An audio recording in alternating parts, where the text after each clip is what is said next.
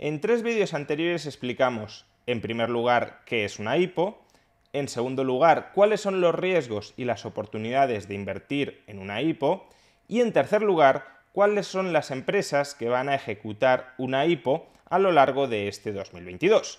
Pues bien, en este cuarto y último vídeo dentro de la serie de vídeos apadrinada por Freedom Finance Europe, vamos a explicar cómo se puede valorar, cómo se puede evaluar, cuáles son los métodos para ponerle un precio a una IPO.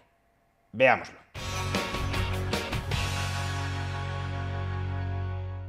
Una IPO u OPI en español es el proceso a través del cual una empresa no cotizada empieza a cotizar a los mercados vendiendo, en forma de acciones, parte de su capital social a los inversores interesados en adquirirlas. Precisamente por esto, las IPOs constituyen situaciones especiales de inversión que presentan riesgos y oportunidades.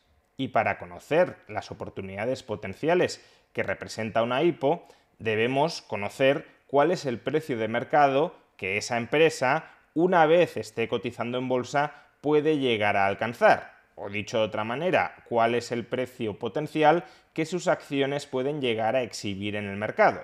Si tengo una estimación de cuál es el precio potencial, puedo comparar esa estimación con el precio al cual se está vendiendo en la IPO, en la oferta pública inicial, las acciones de esa compañía, y si el potencial de revalorización es muy alto, eso puede señalizar de entrada una oportunidad de inversión que en todo caso, y siempre, habrá que comparar con los riesgos que puede implicar la operación. En este vídeo vamos a explicar de manera muy genérica las bases de 3 métodos de evaluación, de valoración, de ponerle un precio a las IPO. Cómo podemos llegar a estimar cuánto puede valer una empresa que está empezando hoy a cotizar en los mercados. ¿Cuál puede ser el precio que alcance su acción en comparación con el precio al que sale inicialmente a la venta? Como digo, voy a exponer los fundamentos. No querría con esto dar a entender que evaluar, que ponerle un precio a una empresa es un método sencillo y automático en el que apenas hay que utilizar un par de operaciones matemáticas y ya alcanzamos el valor objetivo que poseerá esa empresa en el futuro. Nada más lejos de la realidad. El proceso de valoración de cualquier empresa, sea una empresa que está empezando a cotizar o sea una empresa ya cotizada, es la parte más complicada de la profesión del inversor. Y por tanto, cualquier intento de simplificar la complejidad que ello acarrea sería un reduccionismo engañoso por mi parte. No obstante, se pueden explicar, claro está, cuáles son las líneas maestras que pueden utilizar los inversores a la hora de valorar una empresa que está empezando a cotizar. Bien, lo primero antes de intentar evaluar, valorar cualquier empresa es conocer bien qué hace esa empresa, a qué se dedica. En el caso de las IPO tenemos la oportunidad de acercarnos a las tripas, o al menos al esqueleto de esa compañía, porque toda empresa que sale a cotización inicialmente tiene la obligación de registrar lo que se llama un folleto de emisión. En el caso de las compañías estadounidenses reguladas por la SEC, este folleto de emisión se conoce como S1.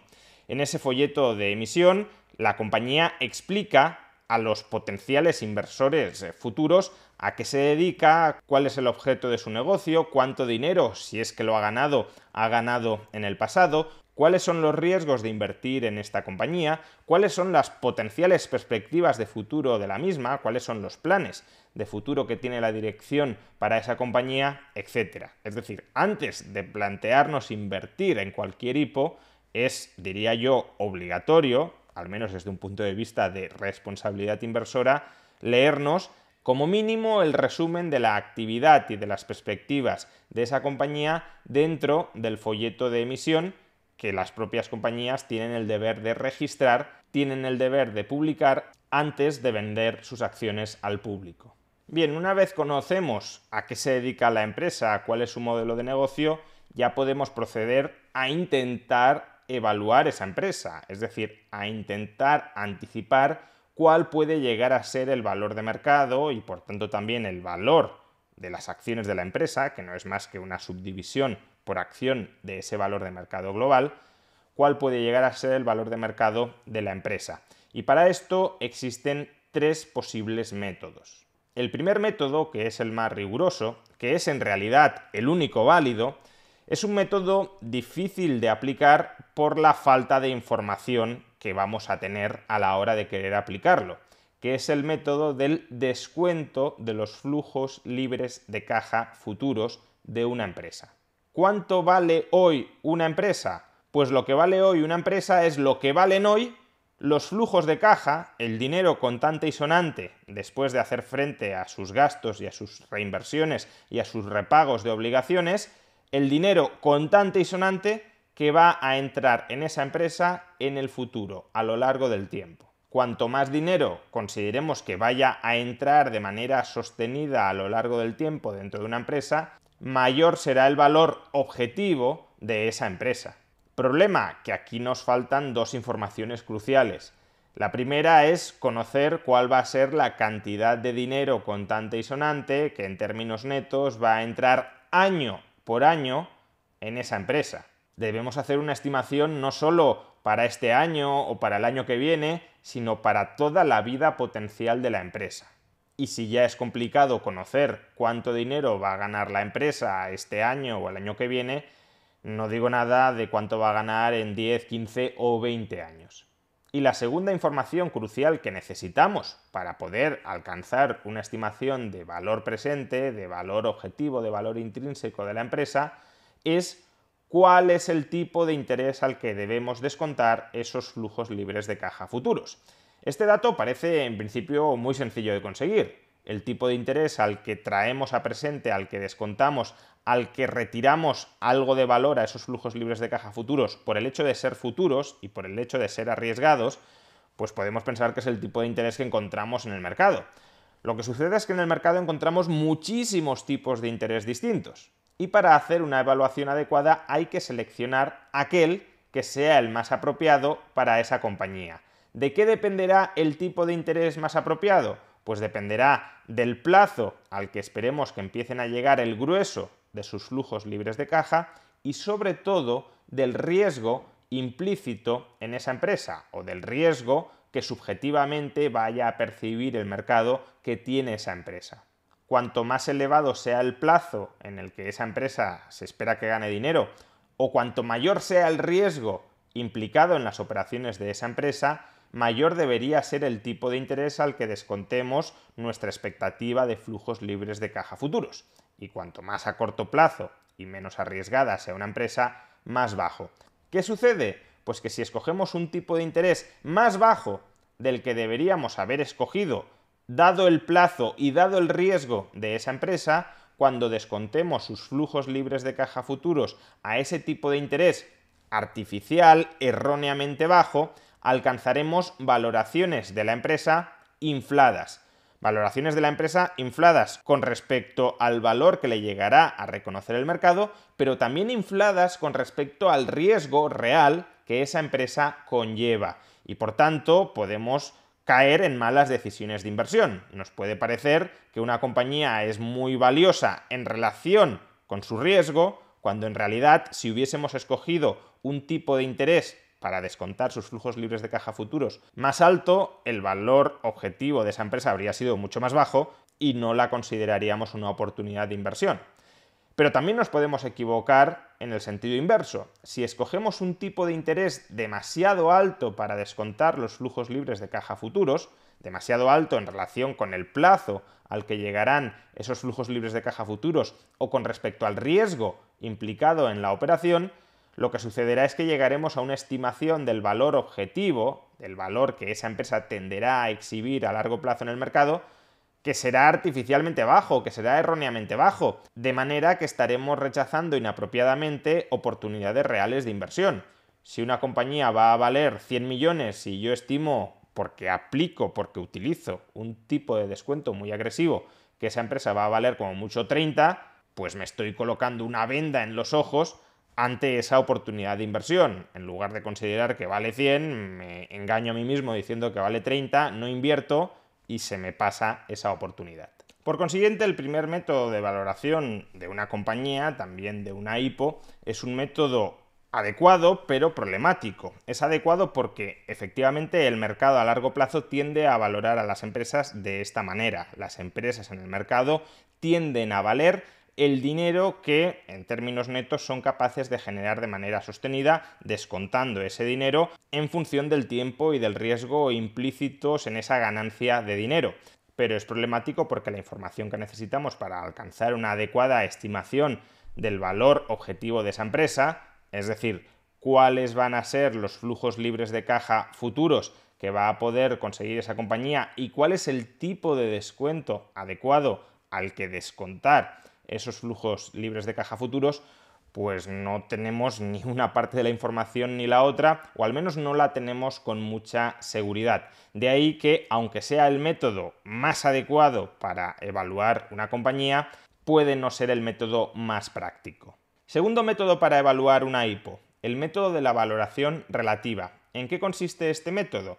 Bueno, una IPO, como ya hemos dicho, es una compañía no cotizada, cuyo valor de mercado, por tanto, no conocemos, porque si no está cotizada, el mercado, los inversores no la están evaluando. Es una empresa no cotizada que va a empezar a cotizar a un precio que todavía no sabemos cuál va a ser. Justamente esa es la incógnita que queremos despejar.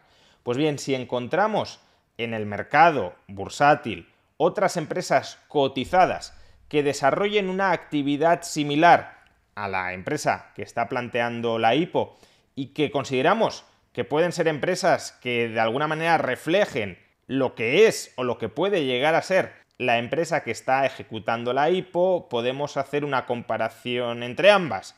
Si esta compañía cotizada, que es valorada por el mercado en 100 millones de euros, es muy parecida a lo que es o a lo que creemos que será esta empresa que va a empezar a cotizar en los mercados, bueno, pues tenemos una cierta referencia de que quizá esa empresa terminará valiendo alrededor de 100 millones de euros. Es decir, evaluamos la empresa no por sus méritos internos, sino que la evaluamos en relación con otras empresas cuya valoración de mercado sí conocemos, porque son empresas ya cotizadas, que los inversores llevan tiempo evaluando. El problema de este método, claro, es que deberíamos ser capaces de encontrar empresas muy similares a lo que es o a lo que creemos que será la empresa que está desarrollando una IPO. Y esto no siempre es posible, no siempre existen empresas no ya que se dediquen a lo mismo, sino que vayan a tener un mismo tamaño, que estén operando en un mismo mercado, con unos mismos riesgos que la empresa que está planteando la IPO. Y claro, si no existen estas empresas similares, no podemos aplicar el método de valoración relativa. Y en tercer lugar nos encontramos con el método de múltiplos, que no deja de ser una especie de mezcla de los dos métodos anteriores, del método de descuento de flujos libres de caja y del método de valoración relativa. ¿En qué consiste el método de múltiplos? Bueno, toda empresa cotiza en el mercado a un determinado múltiplo con respecto a sus beneficios. Esto es lo que se conoce como ratio PER, Price Earning Ratio. El precio de una acción o la capitalización de una empresa es X veces superior a su beneficio por acción o al beneficio del conjunto de la empresa. Históricamente, el conjunto de las empresas del mercado bursátil suele cotizar a unas 15 o 16 veces beneficios. Es decir, que si una empresa gana 10 millones de euros, tiende a valer su valor de mercado en condiciones normales, a medio o largo plazo, tiende a ser de 150-160 millones de euros. Sin embargo, aquí influyen muchas variables. También influyen, por ejemplo, los tipos de interés. Si los tipos de interés en el conjunto del mercado están muy bajos, estos múltiplos tienden a incrementarse. A su vez, si esperamos que una empresa gane mucho más dinero del que está ganando hoy, podemos estar dispuestos a pagar múltiplos mucho más altos, 50, 60 o 70 veces beneficios presentes, porque lo que estamos es no calculando el múltiplo con respecto a los beneficios presentes, sino calculándolo con respecto a los mayores beneficios futuros. La valoración por múltiplos en última instancia no es más que una forma abreviada, simplificada, imprecisa de desarrollar el primer método que hemos mencionado, el descuento de flujos libres de caja. Pero tiene la ventaja de que no necesitamos estimar toda la serie de beneficios futuros que puede llegar a conseguir una determinada empresa. Como muchas IPO, cuando quieren empezar a cotizar en los mercados ya tienen beneficios, ese dato histórico pasado ya lo tenemos y también podemos observar cuál ha sido la evolución del crecimiento de esos beneficios, de tal manera que podemos extrapolar, siempre con prudencia y siendo conscientes de que será una extrapolación probablemente imprecisa, pero podemos tratar de extrapolar cuál será la evolución de sus beneficios en el medio plazo, no en el muy largo plazo, pero sí en el medio plazo. Y si tenemos, ya digo, ese beneficio promedio, ya sea promedio hacia el pasado o promedio hacia el futuro, ya tenemos uno de los datos que necesitamos para aplicar el método de valoración por múltiplos. ¿Cuál es el otro dato que necesitamos? El múltiplo al que debemos multiplicar ese beneficio promedio. Y aquí de nuevo nos encontramos con un problema similar a la elección del tipo de descuento adecuado en el primer método que hemos analizado, el descuento de flujos libres de caja futuros. ¿Cuál es el múltiplo correcto dado el riesgo que acarrea esta empresa o dado el plazo al que consideramos que van a llegar los beneficios futuros? ¿Cuál es el múltiplo adecuado al que multiplicar ese beneficio promedio histórico o ese beneficio promedio previsible en el corto medio plazo? ¿Es 10, 15, 20, 25, 30? Fijémonos que a poco que variemos el múltiplo, la valoración de una empresa cambia mucho. Si una empresa tiene unos beneficios promedio de 10 millones de euros a un múltiplo de 10, la empresa tenderá a valer, o estimaremos que tenderá a valer 100 millones, pero a un múltiplo de 20, 200, y a un múltiplo de 30, 300. Por tanto, la elección del múltiplo es muy delicada, es muy importante y muy complicada. ¿Qué podemos hacer? Pues aquí es donde encontramos el paralelismo con el método de valoración relativa. Si existen otras empresas cotizadas similares, globalmente similares, en este caso no hace falta que sean exactamente iguales que la empresa que va a lanzar una IPO, por ejemplo, empresas de su mismo sector, podemos analizar cuál es el múltiplo al que están cotizando y al que históricamente han cotizado este tipo de empresas. Un múltiplo de 16, de 17, de 20, y podemos coger ese múltiplo de empresas similares, no idénticas, sino similares, para multiplicar el beneficio promedio de la empresa que va a iniciar una IPO y así alcanzar una aproximación a cuál puede ser el valor de mercado, cuál puede ser el valor objetivo que tenderá a exhibir en el mercado esa empresa que quiere salir a cotizar en bolsa. El método de valoración por múltiplos, por consiguiente, puede que no sea el más preciso, el más riguroso, pero puede ser el más práctico o quizá incluso el único que podamos aplicar con cierta prudencia a la hora de evaluar una IPO. Pues bien, estos son los tres métodos principales a través de los que se valora una empresa y también, por consiguiente, a través de los que se valora una empresa para la que no tenemos ninguna referencia previa de mercado sobre cuál puede ser su valor, porque es una empresa que va a empezar a cotizar y sobre la que, por tanto, no han recaído valoraciones competitivas de inversores que se pelean por comprar sus acciones, que es lo que sucede día a día en el mercado bursátil. Estos son los tres métodos centrales para evaluar una empresa y también una IPO, siempre, insisto, siendo conscientes del enorme margen de indeterminación que existe en este arte más que ciencia de la valoración de empresas. Espero que hayáis disfrutado y aprendido con estos 4 vídeos específicamente dirigidos a analizar la inversión en IPOs y aprovecho para agradecer nuevamente a Freedom Finance Europe su apadrinamiento de esta serie de vídeos.